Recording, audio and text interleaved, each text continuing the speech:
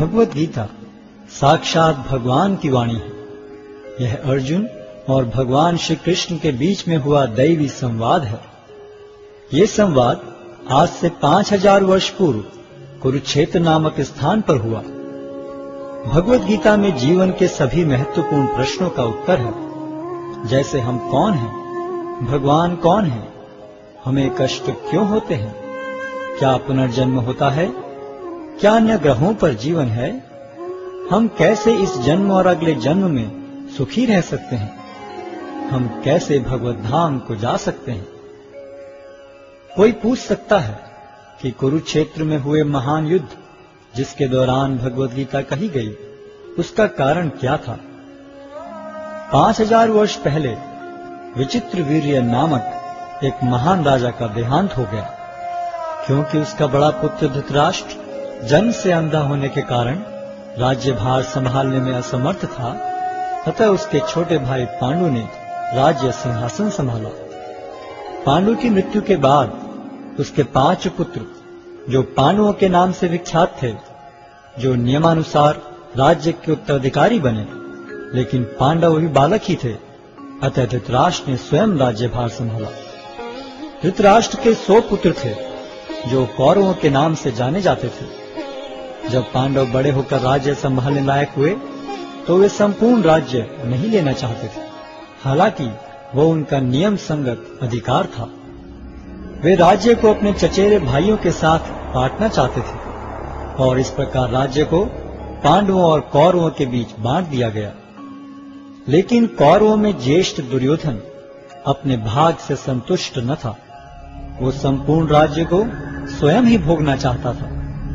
उसने पांडवों को मारने के लिए कई षड्यंत्र रचे, लेकिन वो असफल रहा। फिर उसने नियम के विरुद्ध संपूर्ण राज्य को हड़प लिया और पांडवों को राज्य से निष्कासित कर दिया। पांडवों ने फिर 5 गांव की मांग की। दुर्योधन ने उत्तर दिया, 5 गांव तो दूर, वो सुई की नोक के बराबर भी जमीन नहीं दे सकता। भगवान श्री कृष्ण ने जमीन के इस झगड़े को शांतिपूर्ण एवं अहिंसात्मक तरीके से सुलझाने का प्रस्ताव रखा, लेकिन दुर्योधन ने यह प्रस्ताव को अस्वीकार करते हुए पांडवों के प्रति युद्ध की घोषणा कर दी और इस प्रकार महाभारत का महान युद्ध अवश्यंभावी हो गया। युद्ध की तैयारी में अर्जुन और दुर्योधन दोनों ही भगवान श्री कृष्ण के पास सहायता मांगने गए। भगवान श्री कृष्ण उनकी मदद मांगने को आए किसी भी व्यक्ति को नहीं ठुकराते थे, चाहे वह सज्जन हो या दुर्जन। भगवान श्री कृष्ण ने अपनी संपूर्ण सेना को एक ओर तथा स्वयं को मार्गदर्शक के रूप में दूसरी ओर देने का प्रस्ताव रखा। दुर्योधन ने भगवान श्री कृष्ण की सेना को चुना, जबकि अर्जुन भगवान को मार्गदर्शक के रूप में प्राप्त करने को उत्सुक था। इस प्रकार भगवान श्री कृष्ण अर्जुन के मार्गदर्शक तथा सारथी बने। युद्ध स्थल में अर्जुन एक दुविधा में पड़ गया कि वह अपने अधिकारों के लिए लड़े, जिसके लिए आवश्यक था अपने ही स्वजनों का वध, या युद्ध भूमि से पलायन कर दुष्ट दुर्योधन को राज्य पर शासन करने दे। अर्जुन अपने को इस दुविधा से बाहर निकालने में असमर्थ पाकर भगवान श्री कृष्ण की शरण लेता है। शरणागत आए अपने मित्र एवं भक्त अर्जुन को भगवान श्री कृष्ण भगवत गीता के दिव्य उपदेश द्वारा इस दुविधा से उबारते हैं और श्रीमद् भगवत गीता के माध्यम से अर्जुन के ही समान अपनी शरण में आए सभी भक्तों का गीता महात्म्य के अनुसार भगवत गीता दिव्य साहित्य है, जिसको ध्यान पूर्वक पढ़ना चाहिए। गीता शास्त्रमिदं पुण्यम यह पठेत प्रयतः पुमान्। यदि कोई भगवत गीता के उपदेशों का पालन करे तो वह जीवन के दुखों तथा चिंताओं से मुक्त हो सकता है। भय शोकादि वर्जितः, वह इस जीवन में सारे भय से मुक्त हो जाएगा और उसका अगला जीवन आध्यात्मिक होगा। गीताध्ययनशीलस्य प्राणायाम परस्य च नैव सन्ति ही पापानि पूर्व जन्म कृतानि च। यदि कोई भगवत गीता को निष्ठा तथा गंभीरता के साथ पढ़ता है तो भगवान की कृपा से उसके सारे पूर्व दुष्कर्मों के फलों का उस पर कोई प्रभाव नहीं पड़ता। मलिने मोचनम पुंसाम जल स्नानम दिने दिने सकृत गीतामृत स्नानम संसारमलम नाशनम। मनुष्य जल में स्नान करके नित्य अपने को स्वच्छ कर सकता है, लेकिन यदि कोई भगवद गीता रूपी पवित्र गंगा जल में एक बार भी स्नान कर ले तो वह भव सागर की मलिनता से सदा सदा के लिए मुक्त हो जाता है। गीता सुगीता कर्तव्या किमन्यै शास्त्र विस्तरई या स्वयं पद्मनाभस्य मुख पद्मादिनिस्सता। चूंकि भगवद गीता भगवान के मुख से निकली है, अतएव किसी को अन्य वैदिक साहित्य पढ़ने की आवश्यकता नहीं रहती। उसे केवल भगवद गीता का ही ध्यान पूर्वक तथा मनोयोग से श्रवण तथा पठन करना चाहिए। वर्तमान युग में लोग सांसारिक कार्यों में इतने व्यस्त हैं कि उनके लिए समस्त वैदिक साहित्य का अध्ययन कर पाना संभव नहीं रह गया है, परंतु इसकी आवश्यकता भी नहीं है। केवल एक पुस्तक भगवद गीता ही पर्याप्त है, क्योंकि यह समस्त वैदिक ग्रंथों का सार है और इसका प्रवचन भगवान ने किया है। भारतामृत सर्वस्वम विष्णु वक्राद्विनिश्चितम गीता गंगोदकम पीत्वा पुनर्जन्म न विद्यते। जो गंगा जल पीता है उसे मुक्ति मिलती है, अतएव उसके लिए क्या कहा जाए जो भगवद गीता का अमृत पान करता हो। सर्वोपनिषदो गावो दोग्धा गोपाल नंदनः पार्थो वत्सः सुधीर भोक्ता दुग्धम गीतामृतम महत्। यह गीतोपनिषद भगवद गीता जो समस्त उपनिषदों का सार है, गाय के तुल्य है और ग्वाल बाल के रूप में विख्यात भगवान कृष्ण इस गाय को दुह रहे हैं। अर्जुन बछड़े के समान है और सारे विद्वान तथा शुद्ध भक्त भगवद गीता के अमृतमय दूध का पान करने वाले हैं। एकम शास्त्रम देवकी पुत्र गीतम एको देवो देवकी पुत्र एव एको मंत्रस्य तस्य नामानि यानि कर्माप्येकम तस्य देवस्य सेवा। आज के युग में लोग एक शास्त्र, एक ईश्वर, एक धर्म तथा एक वृत्ति के लिए अत्यंत उत्सुक हैं। अतएव एकम शास्त्रम देवकी पुत्र गीतम, केवल एक शास्त्र भगवद गीता हो जो सारे विश्व के लिए हो। एको देवो देवकी पुत्र एव, सारे विश्व के लिए एक ईश्वर हो श्री कृष्ण। एको मंत्रस्य तस्य नामानि यानि, और एक मंत्र एक प्रार्थना हो उनके नाम का कीर्तन। हरे कृष्ण कृष्ण कृष्ण हरे हरे, हरे राम राम राम हरे हरे। कर्माप्येकम तस्य देवस्य सेवा, और केवल एक ही कार्य हो, भगवान की सेवा।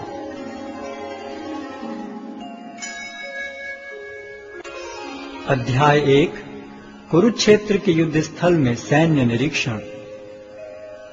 धृतराष्ट्र ने कहा, हे संजय, धर्मभूमि कुरुक्षेत्र में युद्ध की इच्छा से एकत्र हुए मेरे तथा पांडु के पुत्रों ने क्या किया? संजय ने कहा, हे राजन, पांडु पुत्रों द्वारा सेना की व्यूह रचना देखकर राजा दुर्योधन अपने गुरु के पास गया और उसने ये शब्द कहे, हे आचार्य, पांडु पुत्रों की विशाल सेना को देखें, जिसे आपके बुद्धिमान शिष्य द्रुपद के पुत्र ने इतने कौशल से व्यवस्थित किया है।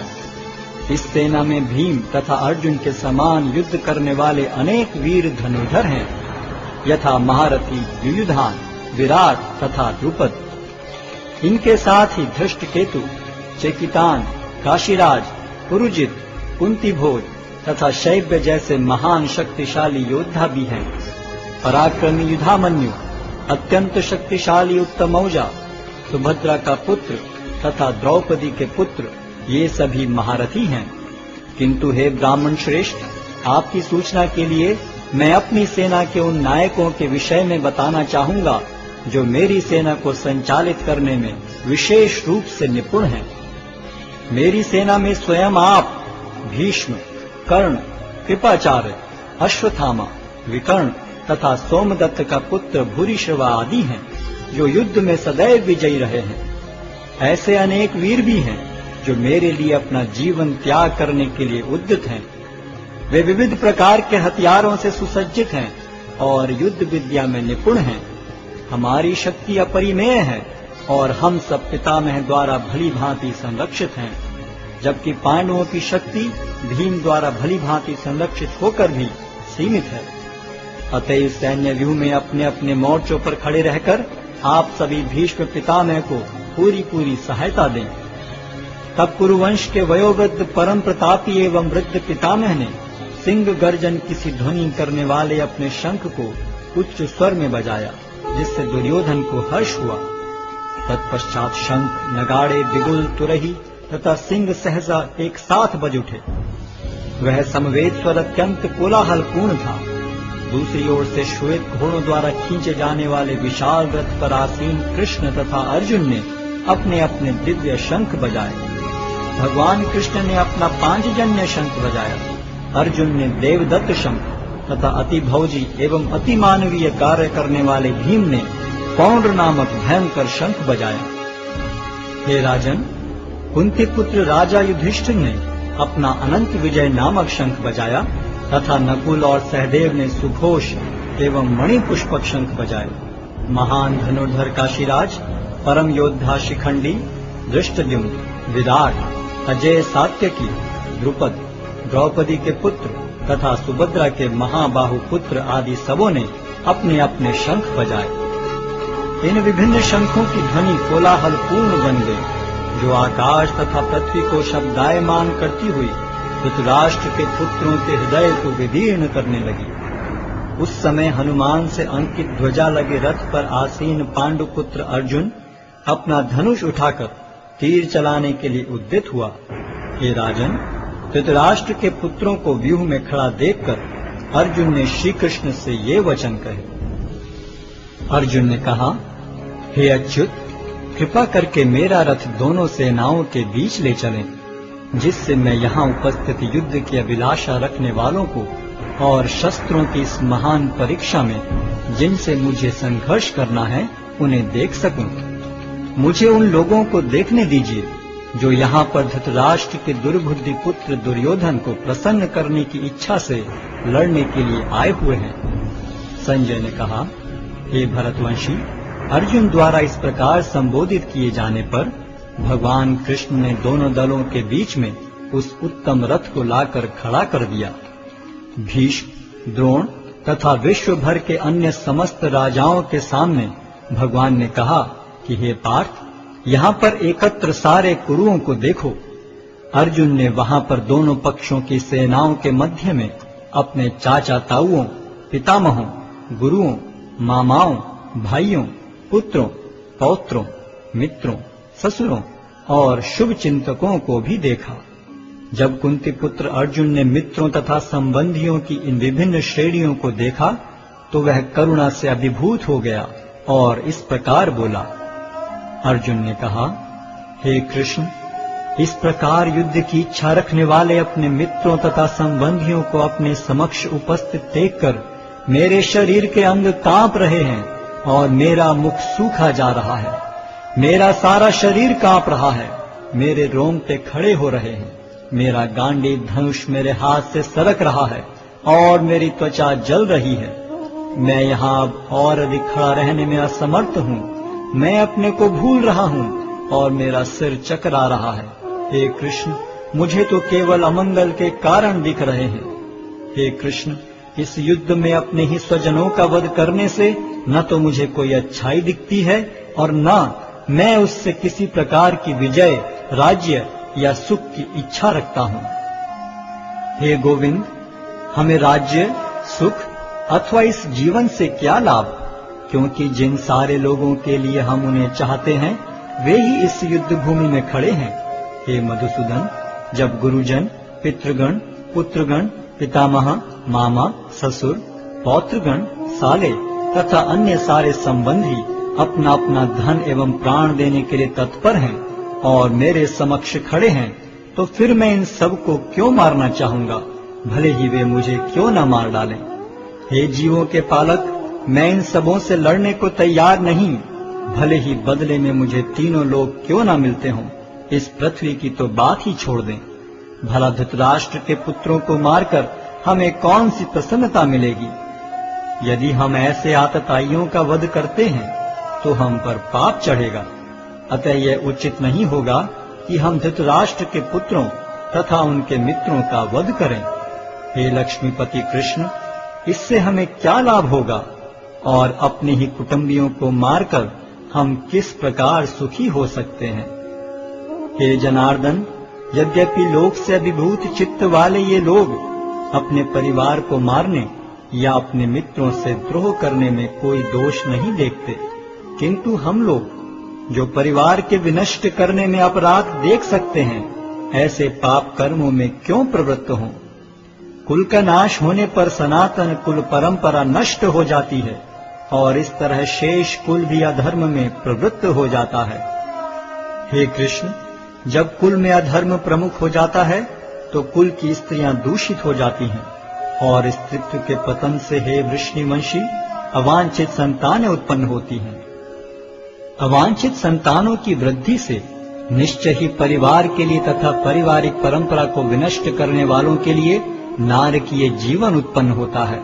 ऐसे पतित कुलों के पुरखे गिर जाते हैं, क्योंकि उन्हें जल तथा पिंडदान देने की क्रियाएं समाप्त हो जाती हैं।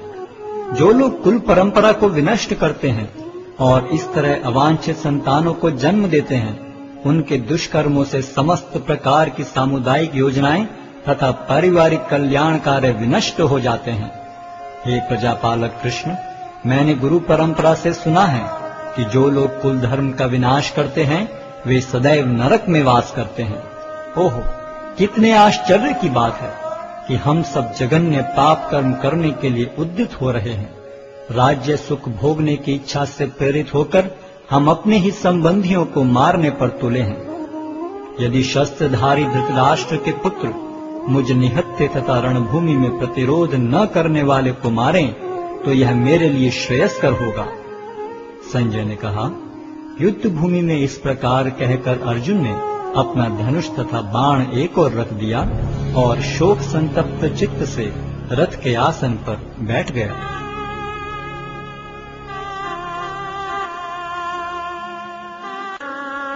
अध्याय 2 गीता का सार। संजय ने कहा, करुणा से व्याप्त शोकयुक्त अश्रुपूरित नेत्रों वाले अर्जुन को देखकर मधुसूदन कृष्ण ने ये शब्द कहे। श्री भगवान ने कहा, हे अर्जुन, तुम्हारे मन में यह कलमश आया कैसे? यह उस मनुष्य के लिए तनिक भी अनुकूल नहीं है जो जीवन के मूल्य को जानता हो। इससे उच्च लोक की नहीं अपितु अपयश की प्राप्ति होती है। हे प्रतापुत्र, इस हीन नपुंसकता को प्राप्त मत हो, यह तुम्हें शोभा नहीं देती। हे शत्रुओं के दमन करता, हृदय की शुद्ध दुर्बलता को त्याग कर युद्ध के लिए खड़े हो। अर्जुन ने कहा, हे शत्रुहंता, हे मधुसूदन, मैं युद्ध भूमि में किस तरह भीष्म तथा द्रोण जैसे पूजनीय व्यक्तियों पर उलटकर बाण चलाऊंगा। ऐसे महापुरुषों को जो मेरे गुरु हैं, उन्हें मारकर जीने की अपेक्षा इस संसार में भीख मांगकर खाना अच्छा है। भले ही वे सांसारिक लाभ के इच्छुक हों, किंतु हैं तो गुरुजन ही। यदि उनका वध होता है तो हमारे द्वारा भोग्य प्रत्येक वस्तु उनके रक्त से सनी होगी। हम यह भी नहीं जानते कि हमारे लिए क्या श्रेष्ठ है, उनको जीतना या उनके द्वारा जीते जाना। यदि हम धृतराष्ट्र के पुत्रों का वध कर देते हैं तो हमें जीवित रहने की आवश्यकता नहीं है, फिर भी वे युद्ध भूमि में हमारे समक्ष खड़े हैं। अब मैं अपनी कृपण दुर्बलता के कारण अपना कर्तव्य भूल गया हूँ और सारा धैर्य खो चुका हूँ। ऐसी अवस्था में मैं आपसे पूछ रहा हूँ कि जो मेरे लिए श्रेयस्कर हो उससे निश्चित रूप से बताएं। अब मैं आपका शिष्य हूँ और आपका शरणागत हूँ, कृपया मुझे उपदेश दें। मुझे ऐसा कोई साधन नहीं दिखता जो मेरी इंद्रियों को सुखाने वाले इस शोक को दूर कर सके। स्वर्ग पर देवताओं के अधिपत्य की तरह इस धन धान्य संपन्न सारी पृथ्वी पर निष्कंटक राज्य प्राप्त करके भी मैं इस शोक को दूर नहीं कर सकूंगा। संजय ने कहा, इस प्रकार कहने के बाद शत्रुओं का दमन करने वाला अर्जुन कृष्ण से बोला, हे गोविंद, मैं युद्ध नहीं करूंगा, और चुप हो गया। हे भरतवंशी धृतराष्ट्र, उस समय दोनों सेनाओं के मध्य शोकमग्न अर्जुन से कृष्ण ने मानो हंसते हुए ये शब्द कहे। श्री भगवान ने कहा, तुम पांडित्यपूर्ण वचन करते हुए उनके लिए शोक कर रहे हो जो शोक करने योग्य नहीं हैं। जो विद्वान होते हैं वे न तो जीवित के लिए न ही मृत के लिए शोक करते हैं। ऐसा कभी नहीं हुआ कि मैं न रहा हूं या तुम न रहे हो, अथवा ये समस्त राजा न रहे हों, और न ऐसा है कि भविष्य में हम लोग नहीं रहेंगे। जिस प्रकार शरीरधारी आत्मा इस शरीर में बाल्यावस्था से तरुणावस्था में और फिर वृद्धावस्था में निरंतर अग्रसर होता रहता है, उसी प्रकार मृत्यु होने पर आत्मा दूसरे शरीर में चला जाता है। धीर व्यक्ति ऐसे परिवर्तन से मोह को प्राप्त नहीं होता। हे कुंती पुत्र, सुख तथा दुख का क्षणिक उदय तथा कालक्रम में उनका अंतर्धान होना सर्दी तथा गर्मी की ऋतुओं के आने जाने के समान है। हे भरतवंशी, वे इंद्रिय बोध से उत्पन्न होते हैं और मनुष्य को चाहिए कि अविचल भाव से उनको सहन करना सीखे। हे पुरुष श्रेष्ठ अर्जुन, जो पुरुष सुख तथा दुख में विचलित नहीं होता और इन दोनों में संभाव रखता है, वह निश्चित रूप से मुक्ति के योग्य है। तत्वदर्शियों ने यह निष्कर्ष निकाला है कि असत का तो कोई चिरस्थायित्व नहीं है, किंतु सत अपरिवर्तनीय रहता है। उन्होंने इन दोनों की प्रकृति के अध्ययन द्वारा यह निष्कर्ष निकाला है। जो सारे शरीर में व्याप्त है उसे ही तुम अविनाशी समझो। उस अव्यय आत्मा को नष्ट करने में कोई भी समर्थ नहीं है। अविनाशी, अप्रमेय तथा शाश्वत जीव के भौतिक शरीर का अंत अवश्यम भावी है। अतः हे भरतवंशी, युद्ध करो। जो इस जीवात्मा को मारने वाला समझता है तथा जो इसे मरा हुआ समझता है, वे दोनों ही अज्ञानी हैं, क्योंकि आत्मा न तो मरता है और न मारा जाता है। आत्मा के लिए किसी भी काल में न तो जन्म है न मृत्यु। वह न तो कभी जन्मा है, न जन्म लेता है और न जन्म लेगा। वह अजन्मा, नित्य, शाश्वत तथा पुरातन है। शरीर के मारे जाने पर वह मारा नहीं जाता। हे पार्थ, जो व्यक्ति यह जानता है कि आत्मा अविनाशी, अजन्मा, शाश्वत तथा अव्यय है, वह भला किसी को कैसे मार सकता है या मरवा सकता है। जिस प्रकार मनुष्य पुराने वस्त्रों का त्याग कर नए वस्त्र धारण करता है, उसी प्रकार आत्मा पुराने तथा व्यर्थ के शरीरों को त्याग कर नवीन भौतिक शरीर धारण करता है। यह आत्मा न तो कभी किसी शस्त्र द्वारा खंड खंड किया जा सकता है, न अग्नि द्वारा जलाया जा सकता है, न जल द्वारा भिगोया या वायु द्वारा सुखाया जा सकता है। यह आत्मा अखंडित तथा अघुलनशील है। इसे न तो जलाया जा सकता है, न ही सुखाया जा सकता है। यह शाश्वत, सर्वव्यापी, अविकारी, स्थिर तथा सदैव एक सा रहने वाला है। यह आत्मा अव्यक्त, अकल्पनीय तथा अपरिवर्तनीय कहा जाता है।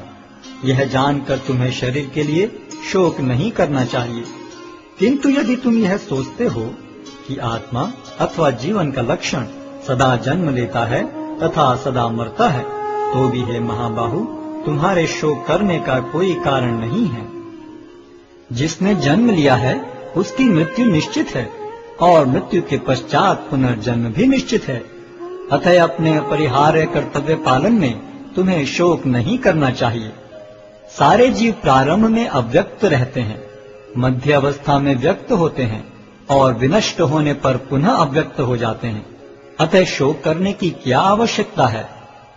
कोई आत्मा को आश्चर्य से देखता है, कोई इसे आश्चर्य की तरह बताता है तथा कोई इसे आश्चर्य की तरह सुनता है, किंतु कोई कोई इसके विषय में सुनकर भी कुछ नहीं समझ पाते। हे भरतवंशी, शरीर में रहने वाले का कभी भी वध नहीं किया जा सकता। अतः तुम्हें किसी भी जीव के लिए शोक करने की आवश्यकता नहीं है। क्षत्रिय होने के नाते अपने विशिष्ट धर्म का विचार करते हुए तुम्हें जानना चाहिए कि धर्म के लिए युद्ध करने से बढ़कर तुम्हारे लिए अन्य कोई कार्य नहीं है। अतः तुम्हें संकोच करने की कोई आवश्यकता नहीं है। हे पार्थ, वे क्षत्रिय सुखी हैं जिन्हें ऐसे युद्ध के अवसर अपने आप प्राप्त होते हैं। जिससे उनके लिए स्वर्ग लोक के द्वार खुल जाते हैं। किंतु यदि तुम युद्ध करने के स्वधर्म को संपन्न नहीं करते तो तुम्हें निश्चित रूप से अपने कर्तव्य की उपेक्षा करने का पाप लगेगा और तुम योद्धा के रूप में भी अपना यश खो दोगे। लोग सदैव तुम्हारे अपयश का वर्णन करेंगे और सम्मानित व्यक्ति के लिए अपयश तो मृत्यु से भी बढ़कर है। जिन जिन महान योद्धाओं ने तुम्हारे नाम तथा यश को सम्मान दिया है, वे सोचेंगे कि तुमने डर के मारे युद्ध भूमि छोड़ दी है और इस तरह वे तुम्हें तुच्छ मानेंगे। तुम्हारे शत्रु अनेक प्रकार के कटु शब्दों से तुम्हारा वर्णन करेंगे और तुम्हारी सामर्थ्य का उपहास करेंगे। तुम्हारे लिए इससे दुखदाई और क्या हो सकता है। हे कुंती पुत्र, तुम यदि युद्ध में मारे जाओगे तो स्वर्ग प्राप्त करोगे, या यदि तुम जीत जाओगे तो पृथ्वी के साम्राज्य का भोग करोगे। अतः दृढ़ संकल्प करके खड़े हो और युद्ध करो। तुम सुख या दुख, हानि या लाभ, विजय या पराजय का विचार किए बिना युद्ध के लिए युद्ध करो। ऐसा करने पर तुम्हें कोई पाप नहीं लगेगा। यहाँ मैंने वैश्लेषिक अध्ययन द्वारा इस ज्ञान का वर्णन किया है। अब निष्काम भाव से कर्म करना बता रहा हूँ, उसे सुनो। हे प्रताप पुत्र, तुम यदि ऐसे ज्ञान से कर्म करोगे तो तुम कर्मों के बंधन से अपने को मुक्त कर सकते हो।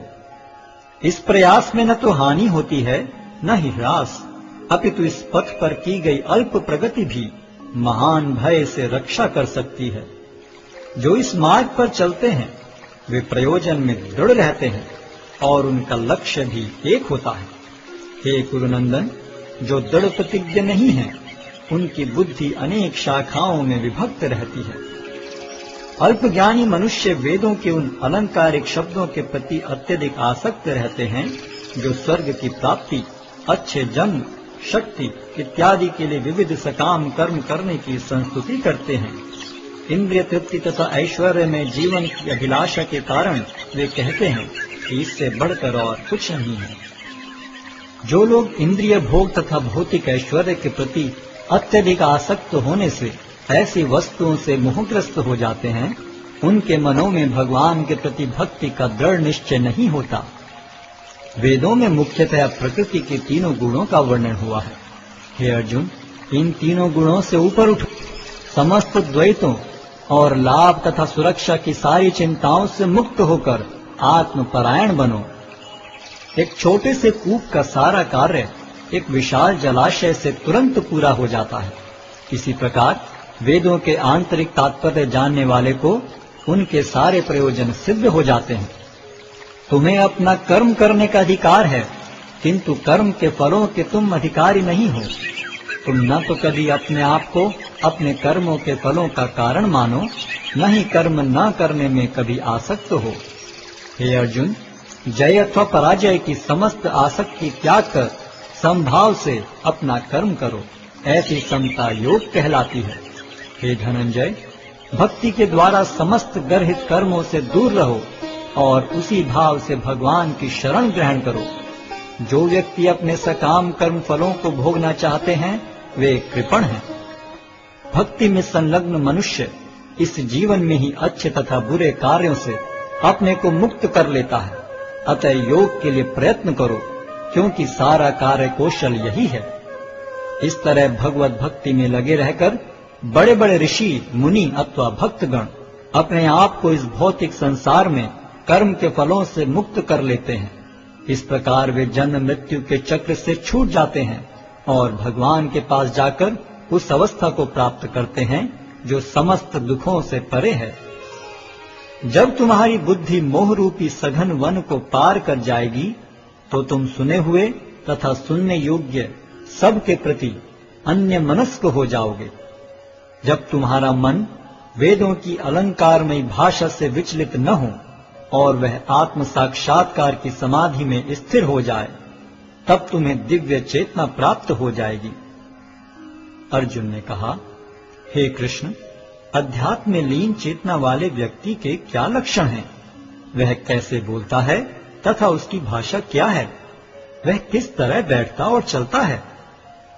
श्री भगवान ने कहा, हे पार्थ, जब मनुष्य मनोधर्म से उत्पन्न होने वाली इंद्रिय तृप्ति की समस्त कामनाओं का परित्याग कर देता है, और जब इस तरह से विशुद्ध हुआ उसका मन आत्मा में संतोष प्राप्त करता है, तो वह विशुद्ध दिव्य चेतना को प्राप्त स्थित प्रज्ञ कहा जाता है, जो त्रय तापों के होने पर भी मन में विचलित नहीं होता अथवा सुख में प्रसन्न नहीं होता, और जो आसक्ति, भय तथा क्रोध से मुक्त है, वह स्थिर मन वाला मुनि कहलाता है।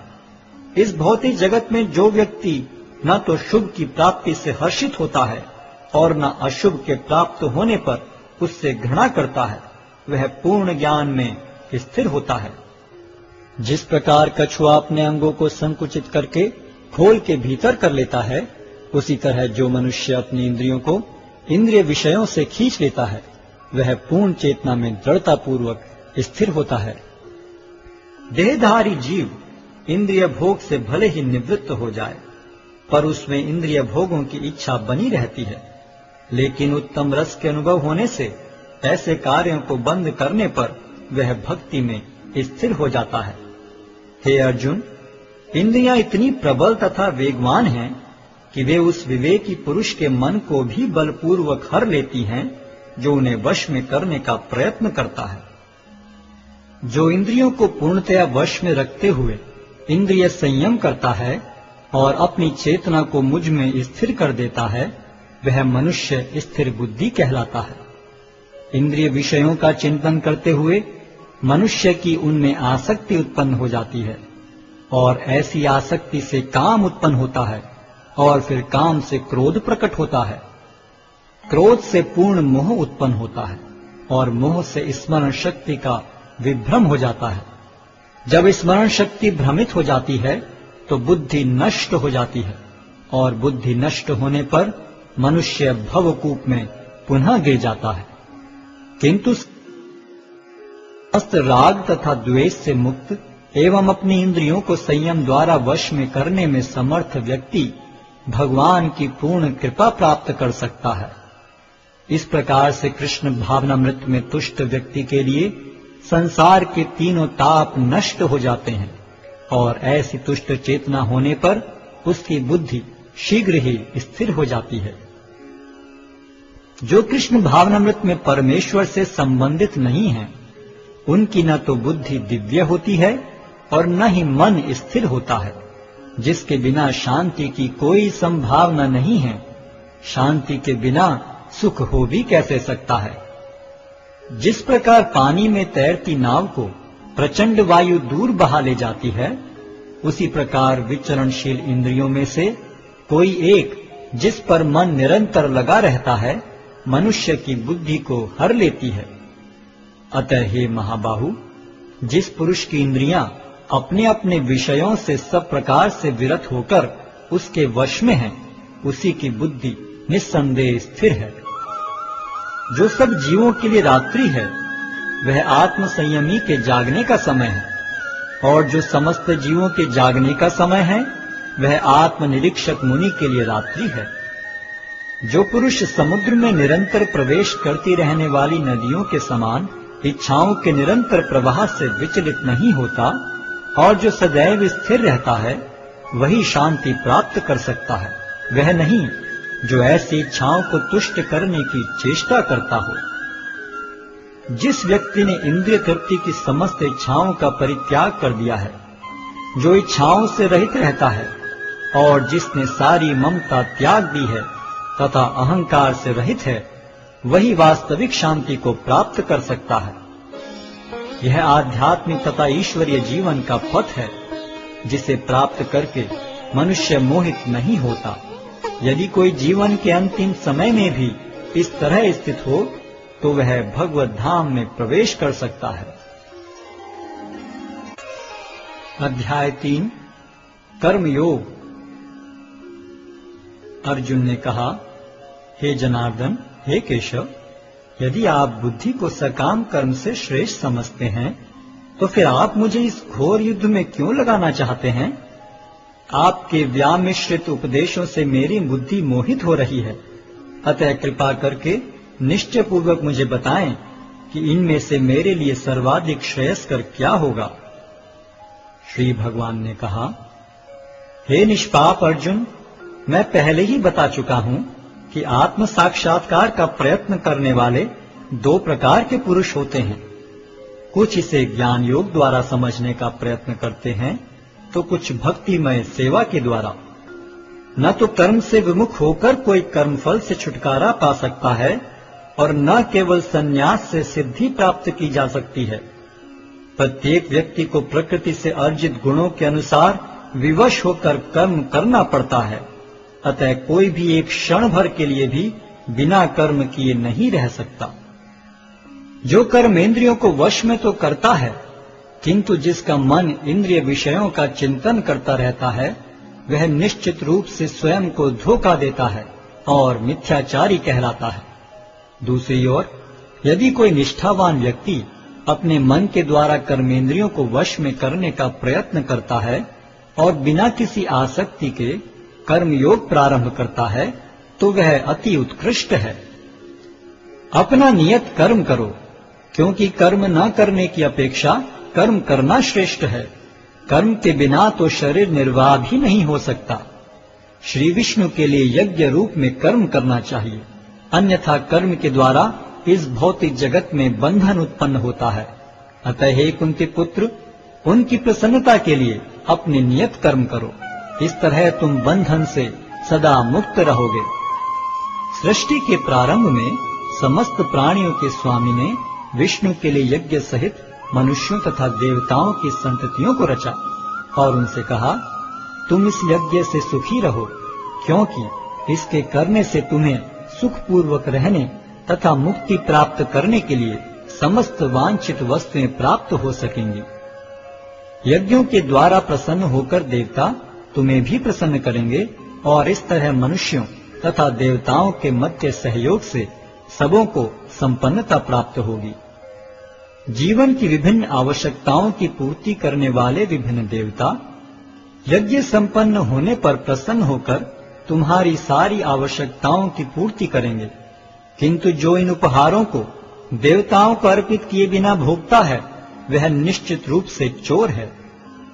भगवान के भक्त सभी प्रकार के पापों से मुक्त हो जाते हैं, क्योंकि वे यज्ञ में अर्पित किए भोजन प्रसाद को ही खाते हैं।